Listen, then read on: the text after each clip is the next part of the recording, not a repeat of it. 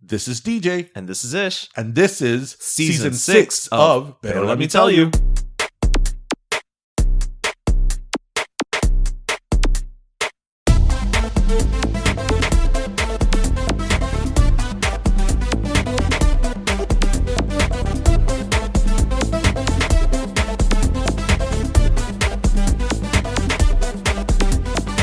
Okay, let me tell you something about that song.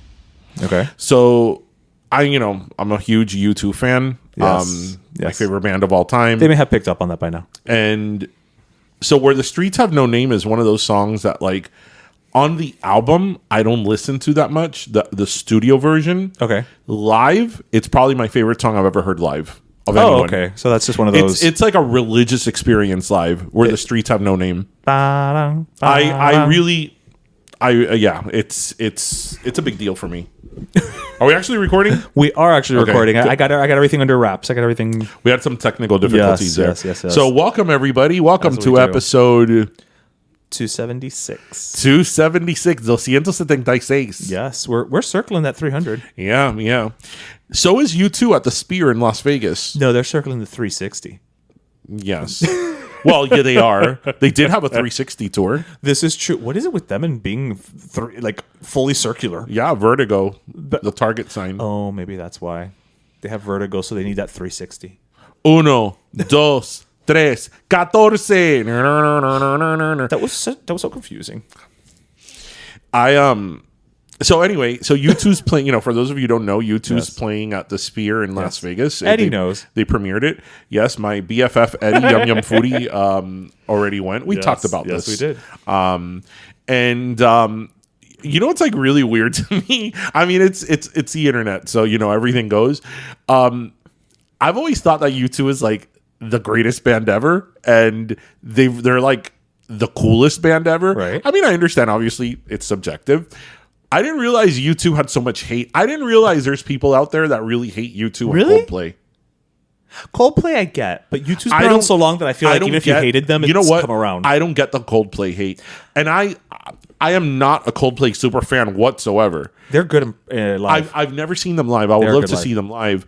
But I like Coldplay. I like a lot of their songs, but I am by no means a super fan. Right. But to say they suck, I mean, if Fix You, The Scientist, all those songs don't make you feel things, you're dead inside. And then, that's a bigger problem. Yeah, well, that's just all these people, they consciously uncoupled from Coldplay as well. So, Manzana. La manzana. La hija, que es una manzana. But yeah, U2, The Sphere actually reported, I don't know how many millions in losses of advertising revenue this quarter. Why? Well, think about how much it costs to keep that thing lit up. But why advertising? Well, I'm sorry, just, losses, not advertising, just in losses. Oh. So I think what you're going to wind up seeing is actually a lot more people advertising on the outside of the Sphere so that they can try to make that money up. Bueno, eso usa mucha luz. I'm telling you. Have you seen the cute little face that's always looking at you? Yes, it's so cute. It is. Cute. To me, that face is alive. I hope he's there when I go in January. You're going to another residency. Yes, I am. I'm going to go see, speaking of Aphrodite, I'm going to go see Miss Kylie Minogue. Yes, but she's not playing at the Sphere. She is not. She's playing actually at the complete opposite of the Sphere. What? Which is like a small venue. Like a triangle? What? Yeah. She's playing at a cube. No, it's a small venue that I think it maximum only holds like 1,000 people. Oh, yeah, it's the opposite It's the opposite of Sphere, yeah. It's very intimate. Yeah. And apparently, like at one point, she even like dances on people's tables. Wow. That's better than the first time I saw Toni Braxton some years ago, and she gave all the men in the front 2 rows a lap dance. No, I think that's better. The lap dance? From Toni Braxton? Yeah. I mean, Toni Braxton. So how are we having this as a debate? How is everybody? How's Thanksgiving coming along? I think Thanksgiving's coming along. I mean, everybody, it's the season. When today I went to Trader Joe's and I had stuffing flavored potato chips. That was really delicious. Wasn't it good? Way. It was very good. Yeah. Wasn't it good? It was like a Willy Wonka moment. It was a Willy Wonka moment. Yeah. And they really do taste like stuffing. It's crazy. Do you like stuffing? Or dressing, as some people call it? Dressing? No. Yeah, no. No. Dressing is lo que le ponen a un salado. You didn't know that? No. In the South, that's called dressing. No, that's stuffing. The South no sabe nada. No, yeah, it's called... They were wrong about the Civil War, and they're wrong about that.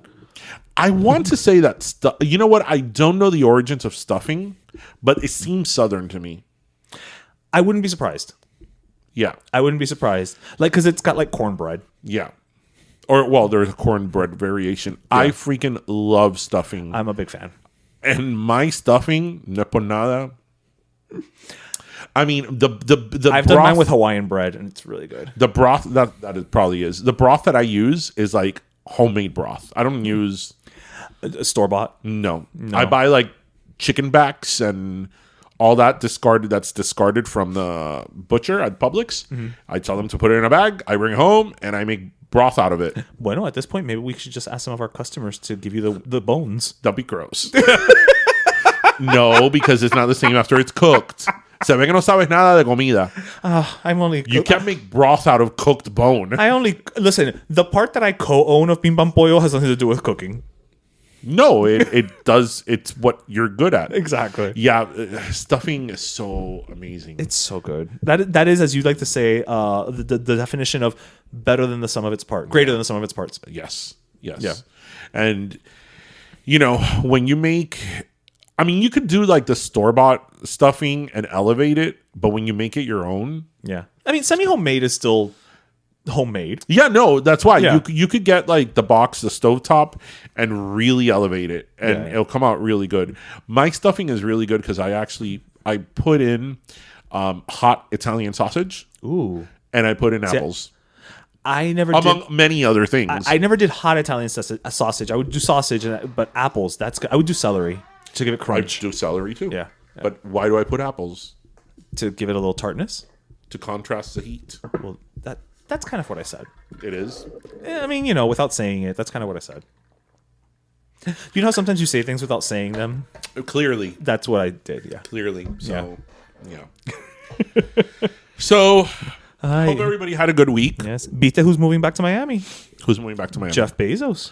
Oh, Amazon's moving back to Miami?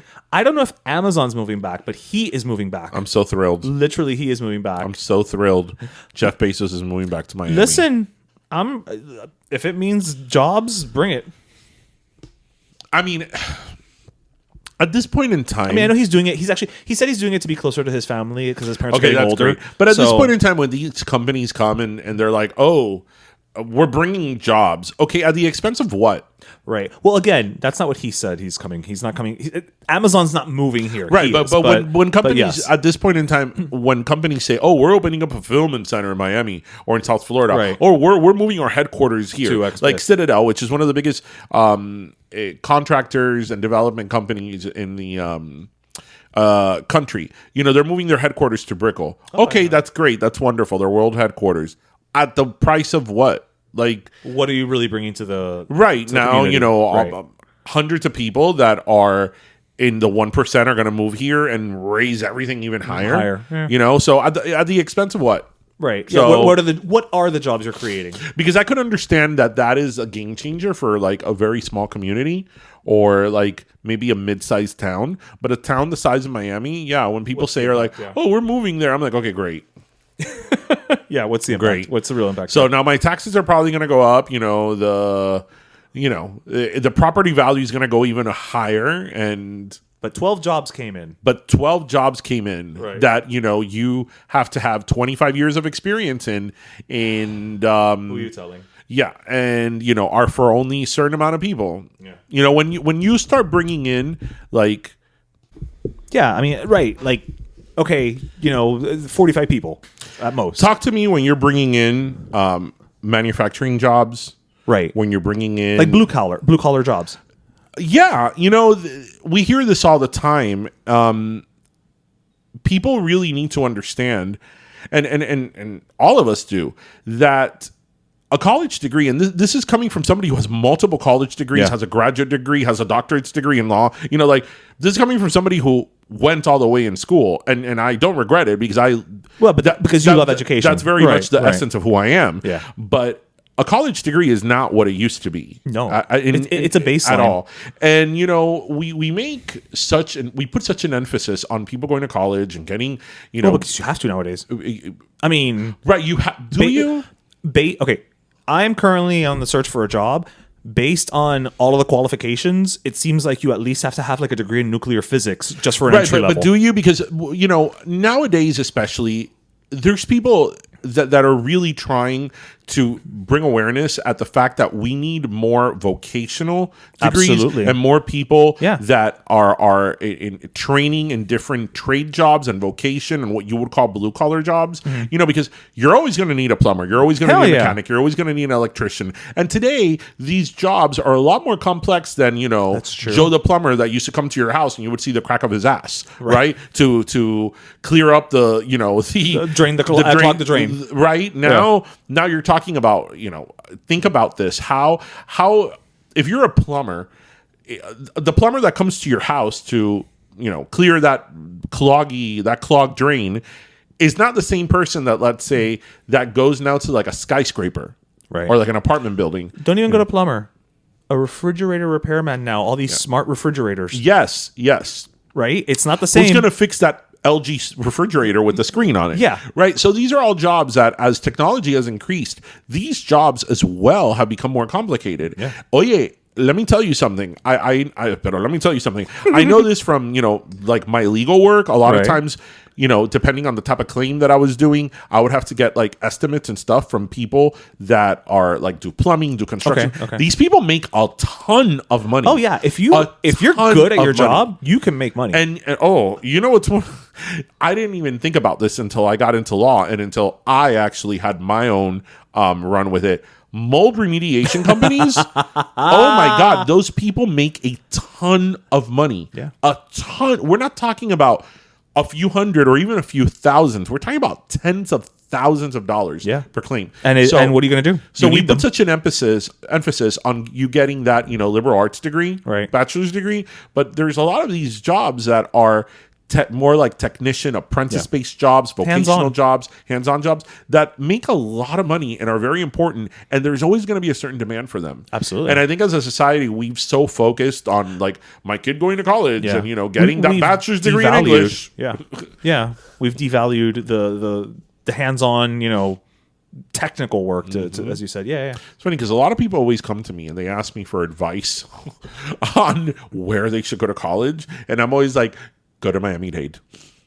I didn't even go to Miami-Dade, but go to Miami-Dade. Go to Miami-Dade. Go to a public school. Go to a public school. Go to a public school. Unless they give you money. A lot of money. Go wherever because it's even cheapest. when you go to a private school, even if they give you a half scholarship, it's still more than if you went to a public school. Oh yeah. Because UM is like anywhere between $40,000 and $50,000 a year. So even if you have a halfway ride there, it's more than that now. Even if you have a halfway ride there, let's say it's $25,000 a year. Right. That's still more than FIU. Yeah, right. Exactly. Yeah. No. So that's why. But if they give you the money, go. So be frugal, people. Yes, a good student's going to be a good student wherever they go. It does not matter. A sucky student is still going to be a sucky student at Harvard. And they exist. They do exist. It's called legacy. I've met some. So we'll leave it at that. Moving right along. ¿Cómo está todo el mundo? I think everybody's doing good. Todo el mundo. Con la lengua afuera. That's not where I was going with. Oh, no? Todo el mundo.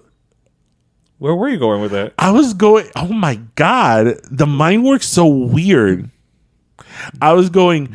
Todo el mundo quiere. I was thinking of Tears for Fears, where everybody wants to rule the world. But like, I couldn't think of the lyric because it was in Spanish. Because the song doesn't exist in Spanish. But then the music, the rhythm that you used was Ansel y Raúl. No, because I started thinking of Tears for Fears, and I was like, Todo el mundo, and then I'm like, I'm thinking of the wrong. Never mind. It's not a great song, though. It is a great song. I mean, Jose doesn't think so. But. I can't stand... Oh, so good. So good. What's your favorite Tears for Fears song? Sowing the seeds of love. Oh, my God. Whenever you put me on the spot, I can never think of a single thing. That's not... That is them. That's originally them? Yes. Really? Mad World is by Tears for Fears from the album Pale Shelter. I did not know it was originally though it's completely different than the version. Okay, that's why. Yeah. It's 80s synth rock. Oh, okay. So it's very different. But it's that song. That song's so good. Just in general, the lyrics of that song. But the one is from Donnie Jules. Darko. Yes. Yeah. So good. Yeah. So good. Or is it shout? Let it all out. Let it all out. These are the things I can do without. Oh, a little bit of cold. That's not good for the throat. Dios mío. So wait, what's your favorite Tears for Fears song? I guess I'll go with Mad World just because lyrically, I just think it's really pretty in a sad way. Okay. My favorite as a kid was Shout, but now it's Everybody Wants to Rule the World. Is it because you do? Yeah. Yeah. That is a band that I would go see. You know who they should tour with? Oh God. Who Tears for Fears? I feel like there's some clever joke that I'm not going to make. This is for our listener. No, it's not a joke. Oh. This is for our listeners who are over the age of 35. You know who Tears for Fears should tour with? Who? Hall & Oates. Yes. Can you make that happen? I front row. I would be their front row. Front row. I would see if I could get us backstage. One of my favorite songs of all time is from Hall & Oates, which is Out of Time. That's such a good song. I like that one. I like Rich Girl. They're all good. Hall & Oates. Hall & Oates is one of these bands that until you don't sit down and look at their greatest hits, I'm like, oh, I like this one and this one and this one and this one and this one and this one and this one. And even then it's deceptive because you may not know the actual names of the songs, but then you hear them. They have, all of their songs. Yeah. They're so good, Hall & Oates. Oh, good for them. Wait, what was I watching the other day that they used Maneater? Wait, what show was I watching or documentary? Documentary? Yes, that they were using Maneater as a song, and it was like really ironic. Okay, it's gonna come back to me. Go ahead. Let's move right along. I have no idea. So I was just gonna bring something up. I actually saw this literally right before we started recording, and I found it fascinating. So this has been the year of, attacks on drag queens and LGBT and transgender and everything, right? Just saw that the Vatican says transgender people can be baptized. It also says they can be godparents and witnesses at church weddings. Dale! The Vatican is officially more progressive than the Republican Party. Something steeped in millennia of tradition or what have you. Why do you want me to go there? Why is it that in this year because that I've tried to be less political, but we're getting to the end of the year, and I've tried to be less political, and I've tried not to bring up politics on the podcast. Why do you do this to me? Mostly because I can. Also, sometimes I'm just like, you know what? I don't have too many things to talk about, but I know I can bring up certain ones and then just put the quarter in and let you go. So, it's funny that a lot of people don't like the Pope because he's too progressive. Well, essentially. Well, so for example, my family does not like the Pope. They actually can't stand the Pope because the Pope has socialist leanings, right? Which he does. He does. And, theoretically, he does. Theoretically, Catholicism, I mean, if you look at Jesus' teachings, probably lean But he has more socialist leanings, and sometimes he has said some political statements, which he shouldn't. Mm-hmm. But, as I was telling them some time ago, I'm like, okay, I can understand you not liking the Pope for your own reasons, but you also have to understand that he is as progressive as they come for a Pope. And when he tells people that they're not going to burn in hell, right, because they're gay, and that the church is open to them, it carries weight. They're embracing of certain people that historically have not been embraced by the church. Quite the contrary. You have to understand that carries a lot of weight, and that means a lot to a lot of people. So, yes, that's why he is so popular among some people, because he is, for all intents and purposes, very progressive and forward-thinking in the church. And something that's very difficult to talk about because, obviously anything having to do with religion and ideology is difficult to talk about, is that, you have to try to move the church to, with the times. Right, you have to move things forward. And it doesn't have to be something drastic. I mean, I don't really go to church anymore, so I can't say that I'm the best person to speak about this, but I did grow up in the Catholic Church. I was an altar boy. Really? You say that like you didn't know. I think I did. Of course you did. You've known me for 33 years. Moving on. Yo era un monaguillo.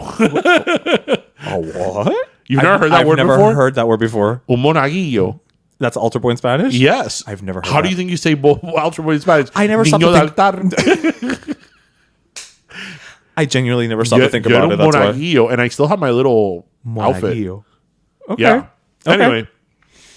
He's moved the church forward. I mean, to me, I don't really listen too much to what the Pope says, but I do recognize that statements like that are very important, for a lot of people, because it means something, especially for people that, have felt, on the outside for whatever it is, whether they're gay, whether they're, premarital sex, whatever it is, that have felt on the outside of that and judged by the church. And now the church is a little bit more embracing of it, I mean, again, the cynic in me also says that it speaks to the fact that there has been a drop in church membership, and of course there has. And people becoming priests and nuns and all that. So I think it just behooves them to be a little more progressive if you're trying to increase your numbers. You can't afford to be picky. Is kind of the cynic in me, wants to say. The cynic in you, is that a song somewhere? Is that a Hall & Oates song? That. No, that the cynic in me would probably be a song by I don't know, Fiona Apple. Yeah. You're right. Yeah. Or como se llama esta chiquita? Liz Phair. Liz Phair. I don't even know what. I know the name of her album. The one where she's on a swing. Exit in Guyville, is it? Something in Guyville. Oh, I don't know. That was her really famous album that she has she's wearing a hoodie and she's kind of screaming. Oh. But I can't tell you a Liz Phair song. Is this I can't tell you a Poe song, but I know that album cover? So the singer Poe, I actually have that album and I know that album and I don't know any of the names of the songs of that album. But you know exactly the album I'm talking about. Yeah, absolutely. Is it wrong that when you say Poe, I think of the Teletubbies and not the singer? It'd be weird otherwise. Tinky Winky. Dips, la. Dipsy Poe. Oh, Poe. So what's a really endearing memory I have of my grandmother? When I was in college, my grandmother was always the one who would wake me up. Always. Even when I was living in Michigan, my grandmother would call me to wake me up. Mind you, I was already awake, but I would pretend. Matter. I'd be like, "Hi, Mima," and then her and I would start talking on the phone. Oh, such a warm feeling. And anyway, when she would wake me up during my college years, she would always put on the Teletubbies because she loved the son. Oh, with the baby face. She loved it. That baby's 35 now. Yeah, she's like, "Qué bonito está eso." And I'm like, I was half awake watching the Teletubbies. And then there's a child and a son. I'm like, "Pero qué es esto?" But somehow it worked. There's a vacuum cleaner, and I feel like Teletubbies is how we all did acid without doing acid. Yeah. Was that on purpose? I don't know. I mean, it was geared to actually preschool.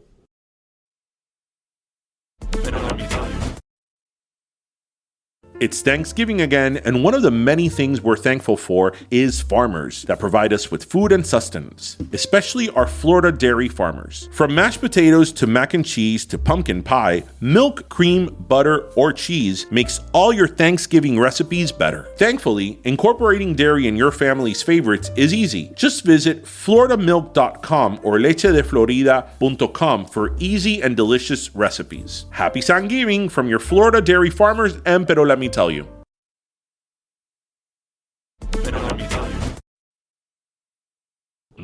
So there's something I actually wanted to bring up today, because this is this is situational, listeners. Okay. Because I'm sure we have all been there. Some of us more than others. So this week I had an issue with the DMV. I'm sorry, with the tag agency and whatever. It's a long story. That's not the point. And I saw myself in a position that I had never been before. Anybody that knows me well knows that I am not the type of person to complain over service. You're generally not confrontational overall. I'm not confrontational. I am very patient.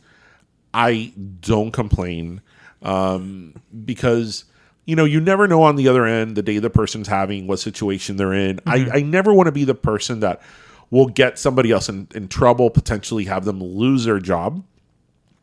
I never want to be that person. So sometimes I just don't say anything at all. Right. And I'm very aware that there's a lot of other people that would say something. But this week, Politeness week was over. Politeness week was over. I had been dealing with somebody over a car loan for months, and this person I kept emailing them and emailing them and emailing them, and they wouldn't respond. I would call and leave voicemails, and they wouldn't respond. Okay. In the event that they would respond, it'd be like a 2-line answer. And like probably a non-answer at that. A non-answer. There was a moment in time that I got like a manager involved, and the manager took care of everything. And the manager even told me, do you want to continue working with this person? I go, yeah, as long as they do what they need to do, right, I'll continue working with them. Well, I did, and they finally finished the car loan situation, but now they messed up in something with the tag, and they messed up. And I'm emailing them and calling and leaving voicemails for weeks, and they're not returning my phone call. And I said, you know what? That is it. Good. That is it. I got on the line, and I eventually I spoke to the vice president of the credit union. Coño. Yeah. You escalated, Karen. I escalated. And I'm like, listen, I didn't want to do this. I did not want to complain about this person, but this has been going on for 3 months. 3 months? Yes. They dodge my calls. They don't return. And I'm driving around with an expired tag because they did not do their job. So I didn't want to be here. I did not want to complain about this person. I didn't want to put this person in a position where they lost their job or got reprimanded. But the point is now that their inability to do their job is causing a huge liability on my part because I'm driving around town with an expired tag. Right? So I need this to be done now. And the guy took care of it immediately. I don't know if you noticed, there is a temporary tag downstairs. I did. I saw it when I came in. Yeah. He hand delivered it to my house. Oh, shit. Oh, yes. That's how it escalated. This was something that had a quick resolution. So my question is, what is your limit to turn into a Karen? Because I turned into a Karen yesterday. I was like, that's it. The buck stops here because, like, yeah, this is at this point is una de carajo. No, yeah. What is the point that you get to that you just say, I need to speak to your manager? I'm mad as hell and I'm not going to take it anymore. I'm a very patient person, and I am generally not that person, but I got there this week. So what is your point, listeners, that you say, I need to speak to your manager, or in my case, the vice president of the credit union. You really escalated. You went you jumped like 72. Like you did that that cheat in Mario Brothers where you just jump ahead to level 8. I could write a hell of a motion for summary judgment. Can you just imagine my email? That's true.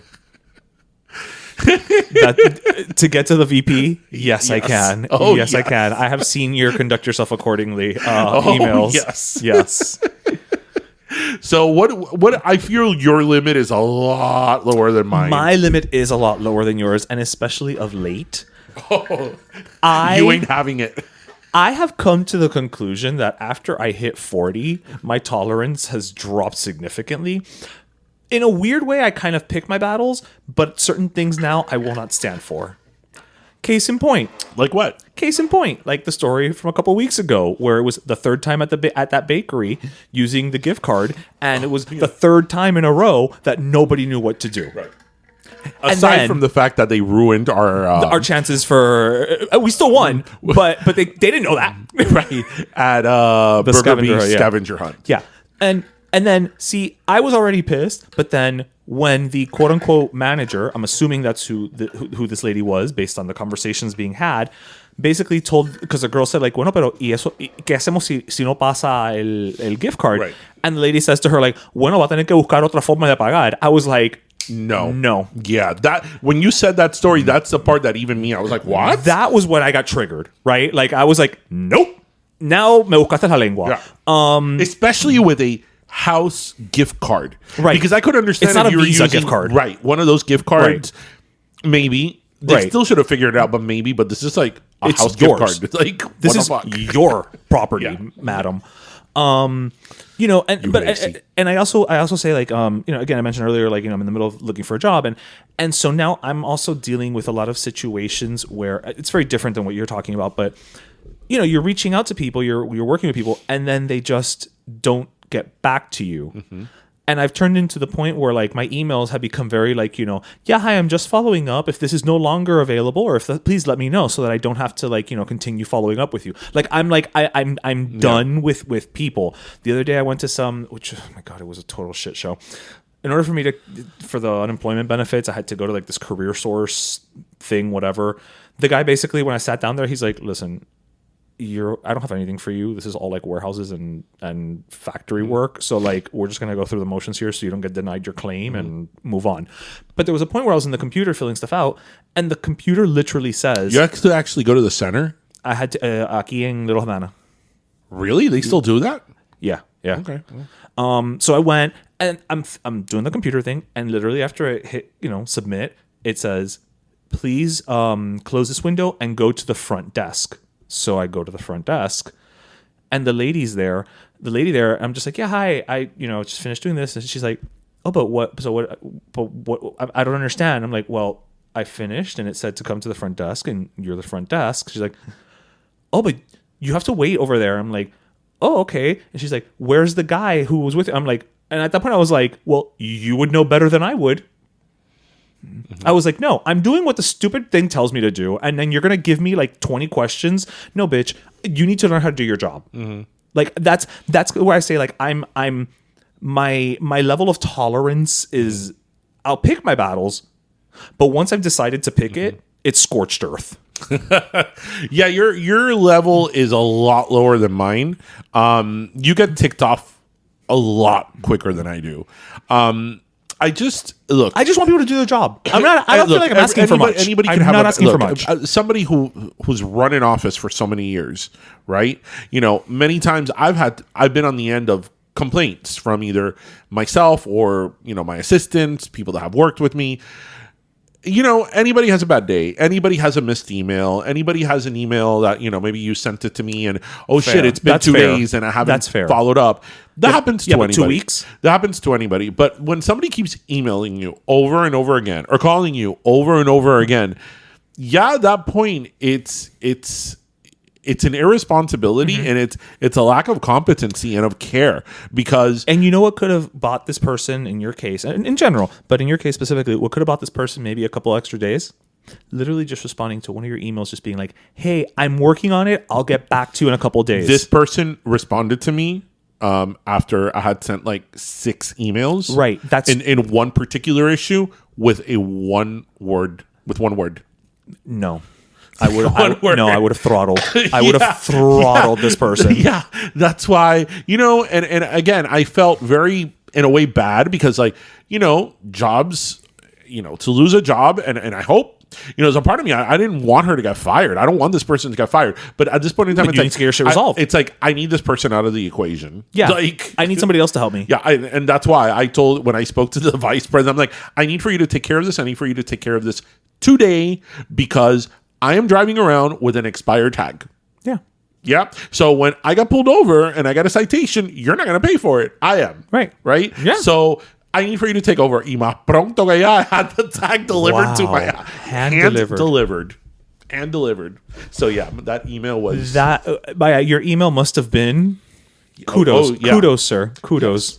Listen, don't forget one time years ago, I got a $500 gift card from the Cheesecake Factory. You don't remember that? Wait, I don't know the story. So years ago, you were there when it happened. Years ago, but this was many years ago, at the Cheesecake Factory in Dadeland. I sent I had my camera with me, like my good camera, my Canon DSLR. Right. And so this is a Cheesecake Factory in Dadeland, listeners, for those of you... Well, it doesn't matter which Cheesecake Factory it is. So I had left the camera in our table. But I realized that I had left the camera literally when I was walking out of the door of the Cheesecake Factory. So, turned around and went. Right. It could have not been more than 2 minutes. Like, literally 120 seconds. Right. When I go back to the table, the camera was gone. So I immediately notified the manager and did like a report or whatever. So the manager was like, "Oh, call me tomorrow and I'll see if it's lost and found." Right. So I called the manager the next day and he's like, "Oh, we haven't found it yet, but keep calling every day." So I like on the second day I called and they told me, "Yeah, we found your camera." And my camera even had like a pin.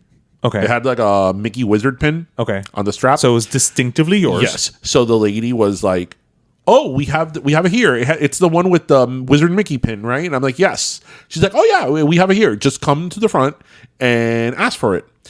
So I go and I ask for it, and they're like, "No, we don't have it." And I'm like, "What do you mean you don't have it?" Like, I spoke to somebody 2 hours ago. Did I you remember have her name name? was Pauline. Okay, so you had a name. Yes. Okay. And they were like, "There's no Pauline that works here." And I'm like, "What do you mean there's no Pauline that works here?" Like, all this was very documented, right? But the person detailed the camera. So the camera was there. Right. Yeah. It wasn't generic black camera. Right. Right. And I'm like, "What do you mean?" So then I spoke to the manager again. And I remember the manager was like, "Oh, well, but are you sure?" I'm like, "Dude, I called today." And the lady told me her name was, "Well, we don't have Pauline here." And I'm like, I even remember the person's name. She told me that she had the camera. It was a Canon DSLR and it had a Wizard Mickey pin on it. Like, she said this to me. Right. And he's like, "Well, we don't have it." So I was like, I was like, corporate offices of the Cheesecake Factory. Who is the president of the Cheesecake Factory? And I wrote a letter to the Cheesecake Factory in detail with what had happened. Right. And they wrote me back and they told me, "We are so sorry. We cannot replace your camera. Please accept this token in our appreciation." They sent me 5 gift cards and each one was for $100. I don't remember this at all. Oh, yes. I'm sure that you got free Cheesecake I'm Factory out sure. of that. Oh, yeah, I'm sure I ate. For sure. For sure. Yeah, 100%. Yeah, so you could just imagine how... I remember you losing the camera, but I don't You remember could just imagine what my sternly worded letter sounded like. But I think that just works better for you because since you don't do it often, it's just it's bottling up, and then when it comes out, it's just more intense. Yeah. You know, you get better results than I do. Well, I love your story this week that you applied for a job at Wendys. You know what? That's a good one, actually. Yeah. So, again, listeners, I'm currently unemployed. I'm looking for work. If anybody out there, I don't know, has a marketing position. I know. I mean, who wants to work during the holidays? Yeah. Not me. I mean, you could get a temp job doing gift wrapping. Nobody wants my gift wrapping. Oh. I mean, if it's bags... Yes. Don't you remember the gift wrapping? Like when you would go to volunteer? No, when you would go to like Sears or Burdines or something, that they had all the sample gift wrapping there. Oh yeah, like the boxes that you'll be like, "I want the number 7." Weren't you part of the club that was it Quill and Scroll that we did the? No, it was the community service club at Southwest that we did gift wrapping. Yes. You gift wrap well. You do gift wrap very well. Yeah. I do not, so nobody will ever hire me to do that. Yeah. I could be like a Santa. Yes, you could be a Santa. Or an elf, but I can't do it. Do you remember what I said about Santa? I will never dress up as Santa. Nope. Never done it. Didn't even do it for my child. Not doing it for nobody else's child. I would do it. No, you are totally the type that would dress up for Santa. I ain't dressing up for Santa for no one. For no one. Whatever. Then you dress up as a monk. Darian the Christmas monk. Nope, I'm not dressing up for Santa. I'm not doing the ho ho ho. Here are your presents, kids. Nope. Oh, not doing it. Listen, you pay me enough, I'll do anything. Not doing it for my kid. Didn't do it for other people's kids. Just not doing it. Oh. You know how I feel about costumes. Yes, I know. This is why I said you'd only be the Christmas monk. And it would literally just be the monk costume with you holding a candy cane. I'll dress up as an athlete, a doctor. You wouldn't be the Hanukkah armadillo. No. An athlete, a doctor. Like an astronaut, maybe. Put on that bodysuit or whatever it's called. Yeah. Or The Weeknd. With the American or European tour outfit. And then you wonder why you didn't get invited to any Halloween so parties. that's the range. That is, it's a very limited range, but it's there, I guess. It's funny because Tristan dressed up as a banana this year for Christmas. Oh, yeah. And he's like, "Oh, do you want to dress Halloween, not for Christmas. For Halloween. He's like, "Oh, there was a moment he's like, Papa, why don't you dress up as a banana?" And I'm like, "No. You should have. Vestime yo de plátano." Yeah, no. Why not? You could. Oh, the 3 of you could have gone as a bunch. I am dressing up as a banana. I'm not no. I mean, if I were to dress up as fruit, maybe like a broccoli, a head of broccoli would be fun. No. You don't think I would be I could see you as celery. with like little poofy things on top? Well, because the broccoli has too much like Volume? yeah. Are you saying I don't have volume in my hair? No, you have volume in your hair, but I feel like you don't want volume in your costume. Oh, no. Yes, you're right. You're right. Right. You're right. Right. Yeah. So back to what I was saying. So yes. So you're saying. So I'm on the job hunt. I'm open to work, freelance, whatever.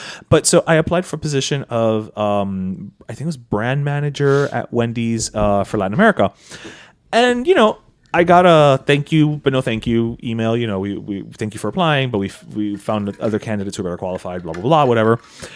But they sent me a coupon for a free small frosty.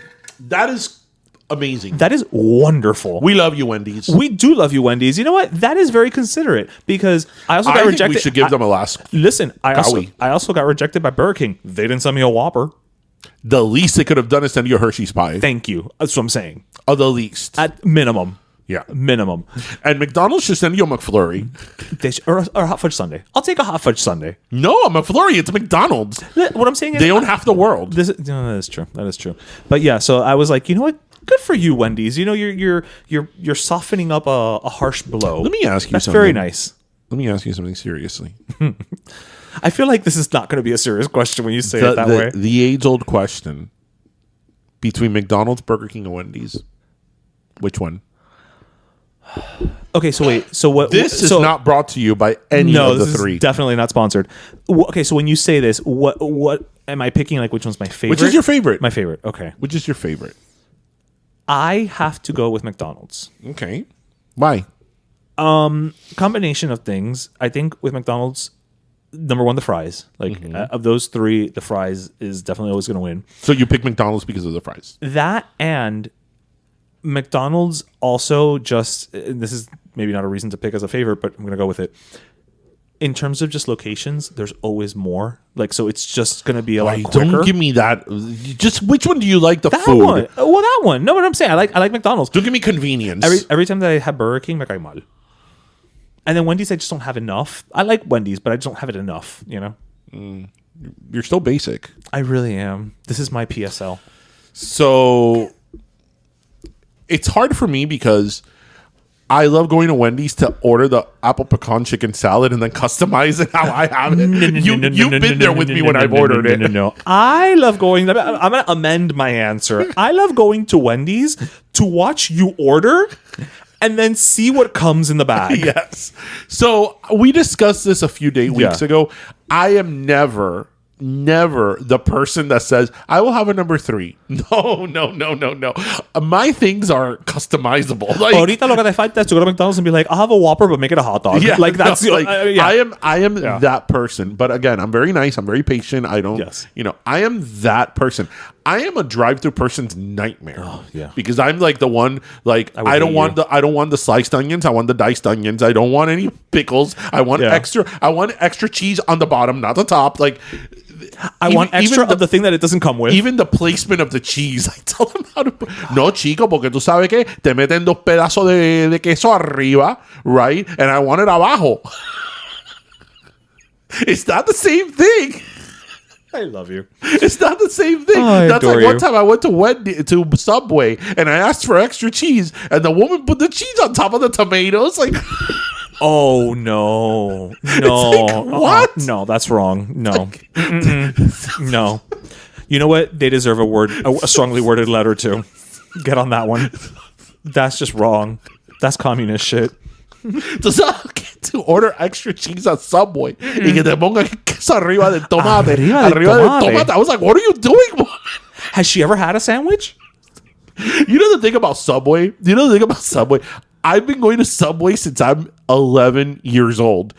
And I was always that kid that was like always looking at it, right?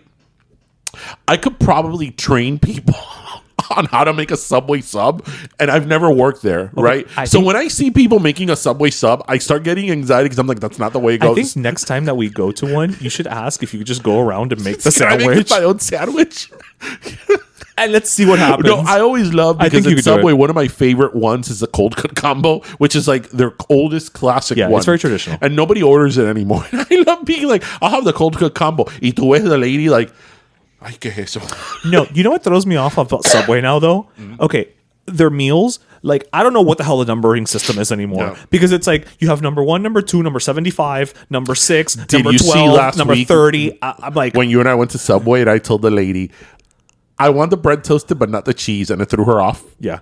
She took a moment. Yeah. It Yeah. always throws them off because it's Yeah. so automatic. I'm like, because in Subway, when they put the cheese and then they toast the bread, that heater, that oven obliterates the cheese. Like the cheese, it's not that it melts, it evaporates. So yo no quiero este queso ahí tostado. That's a waste of cheese. So I always tell them when I go to Subway, I'm like, yeah, I want the bread toasted. No, okay, you know what?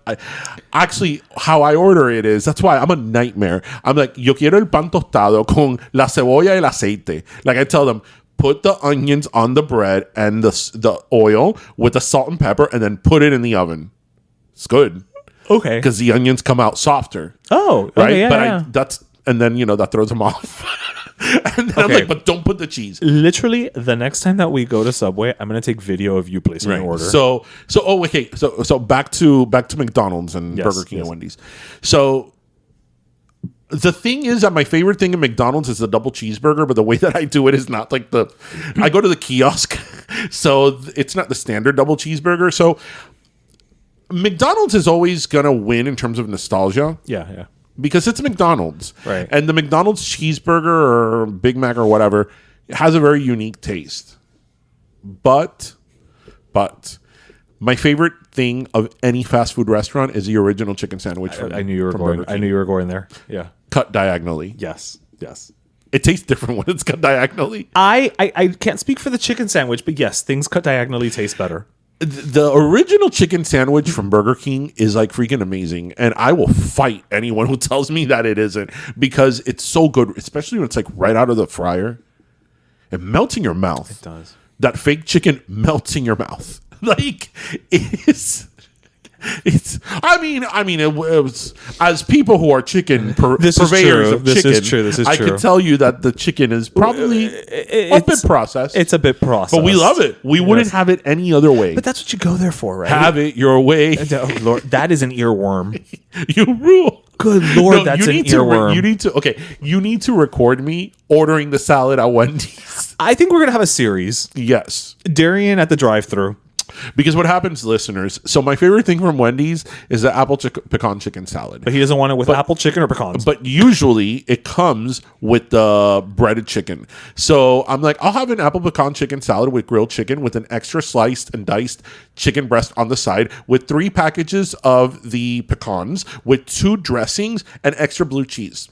I will say though, I got to give credit to that one kid who always The Wendy's gets the, on Miller. Yes, I who always gets tell the you. order right. He's like, And the first 2 times that he took my order, this is one particular person that works at Wendy's. I'm like, tú era, aquí me van a dar picadillo, lo que me van a dar a mí. And when I get the bag, everything was perfect. I'm like, did this guy get trained by Chick-fil-A? Like, He pays attention. Clearly, See, he I- pays like, attention. I would like now whenever he's there, I tell him, I'm like, dude, Yeah, you're he's like good. you're the GOAT of drive-through. You know? yeah, and yet he's like late night. Yeah. So they should put him prime time. So yeah, I think- notice I don't eat the fries, none of them. So Wendy's fries are good, but they're not McDonald's fries. none of them, yeah, but none of them are Checkers fries. I don't mind Checkers fries, but What? they don't. They don't do Get it for out me. of here! They Get don't. out of here! They don't do it for me the same way McDonald's fries Get do. out of here! Sorry. Checkers fries. Sorry, to me it's Mickey D's fries. Oh, you're so freaking basic. Go have your fries and your McFlurry. I've been craving ice cream for like 3 days now, so I might go get a McFlurry on the way home, or at least like a Sunday. So as we finish our fast food talk, Yes. listeners, I don't know what mishmash you're going to get this week because we've had a bit of a technical difficulties. Listen, if we got through last week, we'll be through. We'll get I through think this just week. for fun, we should throw in a little clip of our first episode. Welcome to Pedo. Let me tell you, episode one. Here we go. God. Do you remember what we talked about in our first episode? I do. I don't. You talked about peacocks as service animals. Oh yeah. Thank God people aren't doing that anymore. I talked about a Domino's pizza delivery van that had an oven built in. Yeah. I don't even remember that. Yeah, that clearly didn't take off. No, it didn't. It didn't. No. I think that we should have a listening party with Old episodes? with like like our first 10 episodes. I don't know. I feel like if we do that, we should do it for like charity, because that's the only way I'm going to listen to those episodes again. You never go back to listen to them? No. Listeners, do you go back to listen to our old episodes? No. I don't have time. I'm moving us forward. Sponsorships and all that. So Yeah, but you drive. yeah, I'm listening to other podcasts. Okay. If you say so. I got to listen to the competition. Okay.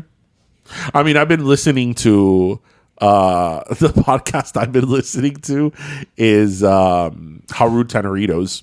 Oh, The podcast by Jody Sweeten and Andrea Barber, which is Stephanie Tander and Kimmy Gibbler from Full House.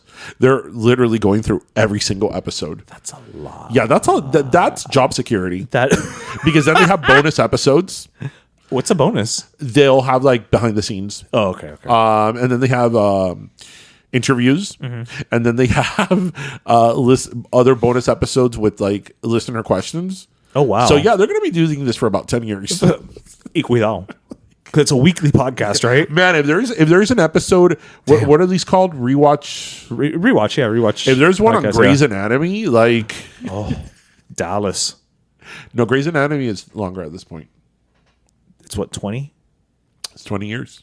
Oh wow. I mean, I don't say this out of hate.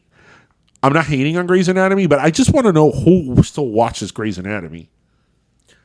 I forget it's on the air. But it's on because it keeps going. Oh no, I know. And she's not on it anymore, and it's no, still there. It's still there, yeah. I mean, again, I don't mean that as shade, but like, who's watching Grey's Anatomy? yeah.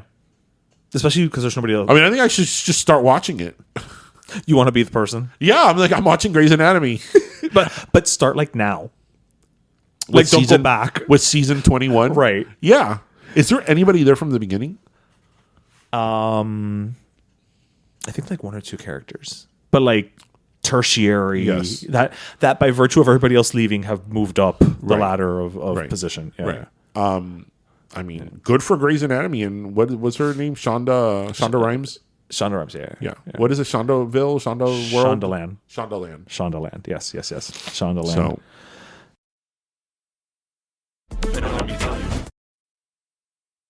The holidays are here, and it's time for all of our favorite Cuban traditions. Lechon en la caja china, crema de vie, all the flan. And this holiday season, make Cawy Lemon-Lime part of your celebration. For 75 years, this refreshingly crisp soda has used the same exact formula since its creation in Cuba. O sea, you can't get more Cuban tradition than Cawy Lemon-Lime. Así que, this holiday season, make sure to include the authentically Cuban taste of Cawy Lemon-Lime in all of your fiestas navideñas. Find Cawy Lemon-Lime in stores now. All right. So, is we thirsty?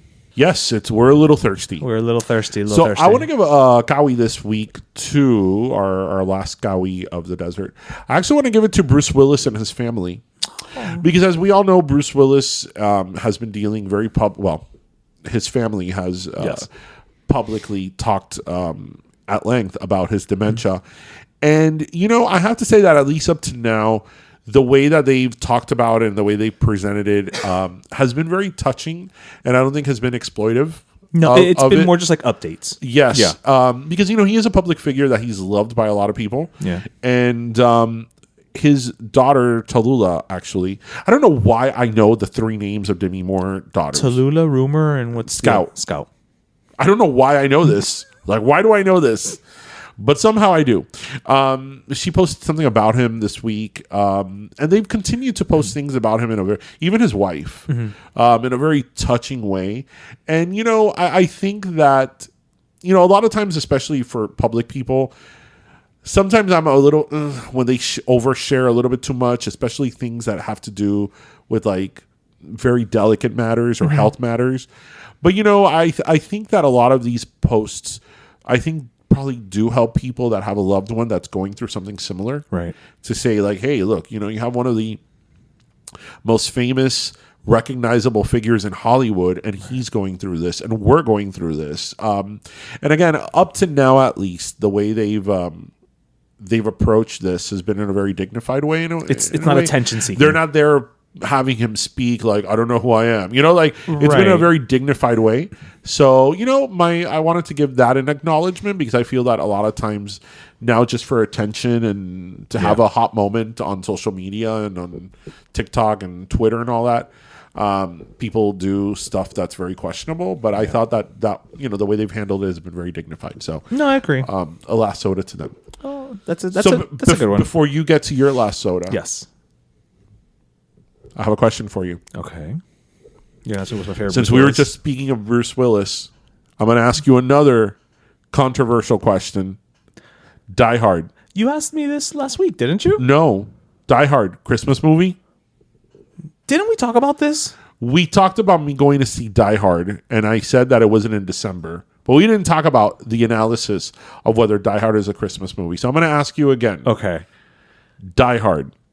Part 1, obviously. Yes. Christmas movie? I'm going to say it's not a Christmas movie. It is a movie that takes place at Christmas. But is it a Christmas movie now? Has it become a Christmas movie? Has it become a Christmas movie? Yes. I think it has become. It has become a Christmas movie. It's part of the Christmas canon. Yes. I agree 1,000%. Yeah. Like totally. Yeah. And what we talked about a couple of weeks ago was that I was saying that I went to the premiere of Die Hard when it came out. I was a little kid, right, but I remember I went. And I was like, was it in December? But it was in July, actually. Right. So it's not like the movie was released in December. No, it was released in July. It's retroactively become a Christmas movie. But it's a Christmas. I think it's a Christmas movie. Yeah, I agree. And it's such a good one, too. I know. We need more of those. That's why on my Instagram, I always post every single year on Christmas Eve. I go, never forget the event that happened in Nakatomi Plaza, 30 years ago today or whatever many years ago. God, how long ago was it at this point? 1988. Wow. 35 years ago. No, pasa el tiempo. Yeah, but that's a great movie. That is a great movie. John McClane. And Reginald L. Johnson. Yippee-yi.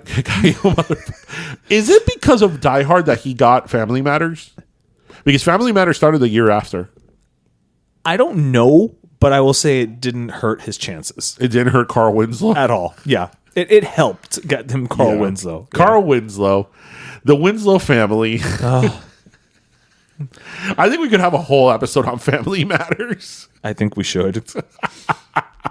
I mean, to think that was a spinoff of Perfect Strangers. Yeah. Well, it started off right. It did. It started off as what it was going to be. The first season of Family Matters, you could tell they had an idea that they wanted it to be a sort of version of the Cosby Show. Yeah, that was the goal. Like a very family sitcom, a black family in Chicago, right? Middle class, right? But more the middle class because the Huxtables were, a doctor and a lawyer, right? But like middle class, traditional African American family, very value centric, things like that. But then Steve Urkel had other plans, and it became science fiction, como tú dices. Yeah, no. By the end of the run of Family Matters, that show. I think the competitor of that show was Mystery Science Theater 3000. Quantum Leap. Because it was science fiction. I mean, the fact that Steve Urkel would turn into Stefan. Yep. I mean, this was no longer wacky Steve Urkel. This was science fiction. Yeah. Like, the show had completely changed genres. It was science fiction. So, I mean, not a lot of successful sitcoms changed genres. And managed to go 10 years. Yeah. So, and changed networks. So kudos to them for that. Yes. Yeah. Yes. Family Matters. An unofficial cowie to them for that. A double cowie to Bruce Willis and the gang of Family Matters. And the Family Matters. So my last soda, I'm going to keep it short and sweet, is going to go to the Zoetic Stage troupe here in Miami. They are currently, they started their 14th season. They work with the Arsh Center to put on smaller local theater productions, sometimes of original works, sometimes of, other works that are more well known but are being done in a smaller scope. And last week they actually invited us. You were unable to go, but I attended the opening of their new play called Clydes, which was actually really good. It's running until the 19th of this month, so if you have a chance, go out and see it. It all takes place in like the kitchen of a diner, and I tried to get a really good picture of it because I was like, ideally, this is what our kitchen would look like for Ping Pong Pollo, because it was like set up like it looked like a working kitchen. And it's about, you know, Forex cons, and they're working in this diner and the things that they go through, but it's really funny. Those are some hijinks. There's hijinks. So, you know, I say to Zoetic Stage and also Clydes. And again, thank you, Arsht, for always thinking of us and inviting us. You know, theater is so important. Yes. The local arts is something that we both feel very strongly about. So, you know, who better to give a couple of cowies to than Zoetic Stage and the cast of Clydes. Very nice. That's a good one. Very nice. So actually, before we go, Okay. I want to give a little shout out. So I want to give out a shout out to this really cool Instagram page called Dang Snacks.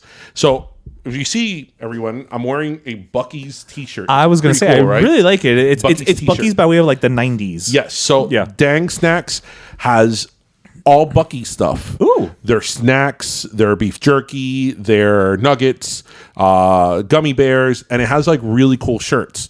So I just wanted to give them a little shout out because Nice. for those of us who love Buc-ee's, and maybe there's not a Buc-ee's down the street, you can now go to this Instagram page and order. You know, obviously they have a link to their own page where you can order all this cool, like, look at this. That is really, I freaking really love cool. Buc-ee's. That is really cool. So it's Dang, DANGSNACKS? Yes. Okay. Dang snacks. Dang snacks. Snacks. So I just wanted to give them a little shout out, you know, small business trying to do Yeah. something really cool because, you know, Always got to give the love. although we have a Buc-ee's in Florida, we have two. I know. The closest one is in Daytona.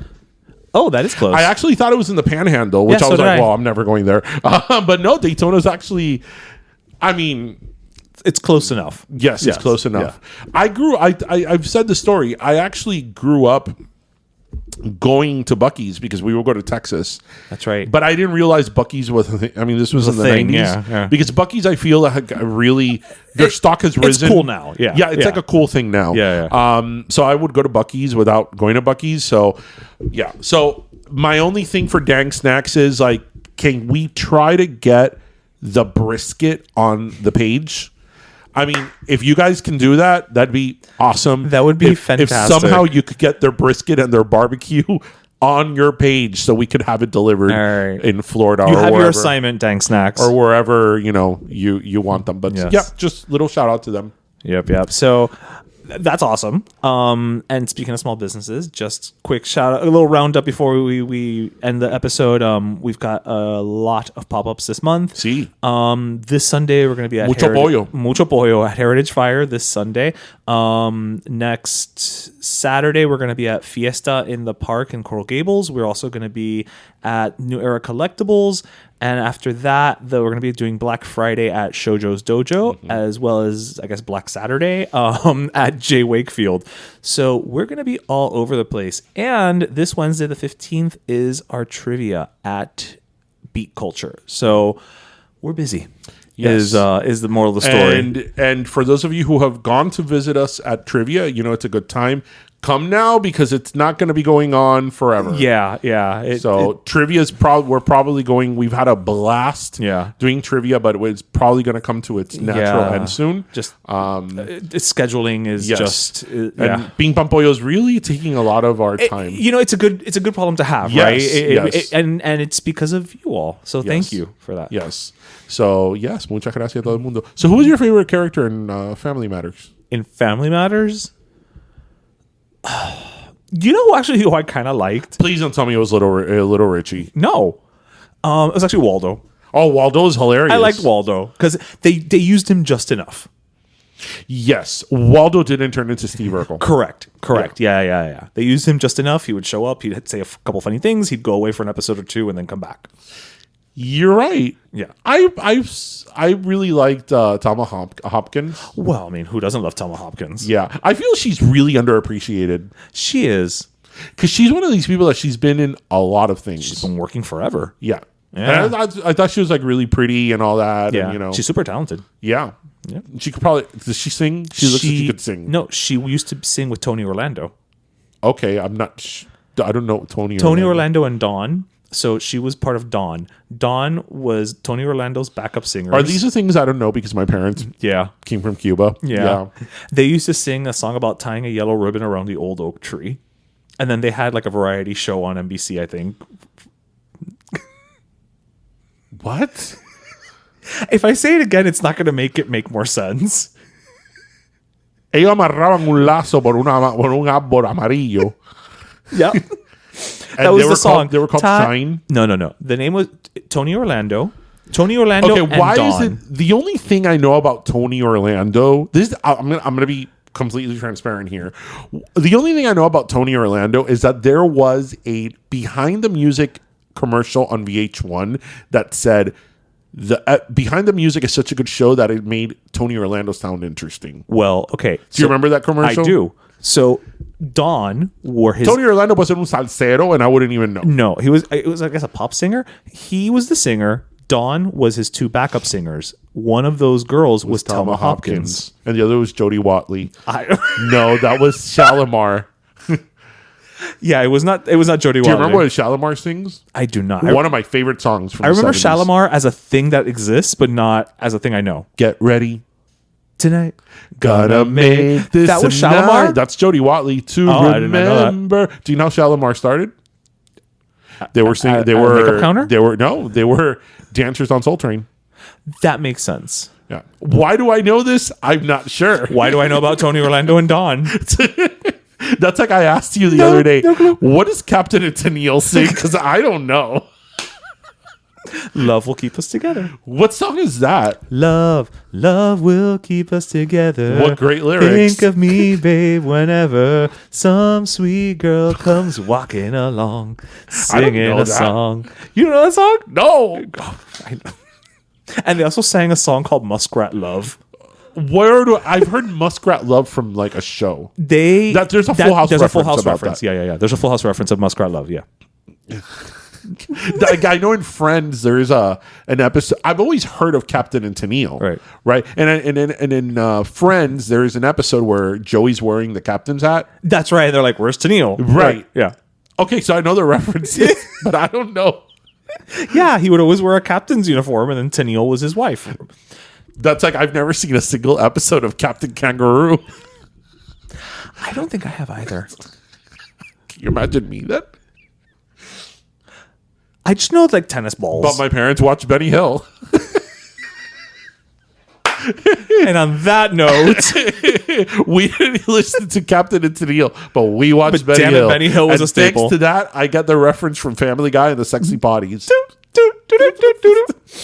Oh boy, that was a lot to end the episode with. Anyway, everybody, we hope you listened, laughed, and learned. As Yep. always, grab your croqueta, your pastelito, and your gawi. I was gonna say your last jupiña. I wouldn't have been so off. no, you wouldn't have. I still would have been within brand. Exactly. But have a great weekend, everybody. Yeah, we're mid-November. I know. No, yeah, ahorita, that's Valentine's Day. No, I always tell you St. Patrick's Day. That's right. That's Not that I celebrate St. Patrick's That's Day, true. but you know. But here we are. But here we are. Yeah. Yeah. The Dollar Tree next week will have St. Patrick's Day stuff already. I'll let you know. No, you know what I love about the Dollar Tree here in Miami about St. Patrick's Day is that they go all out. Oh, yeah. And I'm like, right, because here in Miami, We're so Irish. We're so Irish. You know, those Cuban, Venezuelan, Irish people, you know. Erengo bra. Yeah. They're so Irish here. We so celebrate St. Patrick's Day here that you really need the merch. You need to put it all out there. Yeah, so No. everyone have a great weekend. Cuídense, mi gente. Bye. Bye. Pero Let Me Tell You is co-hosted by Darian Borges and Ismaeliano, produced by Ismaeliano, and our theme, Pero Let Me Tell You Freestyle, is composed by Michael Angelo Lomlaplex, the official gay guy. And don't forget to subscribe and leave us a review on iTunes.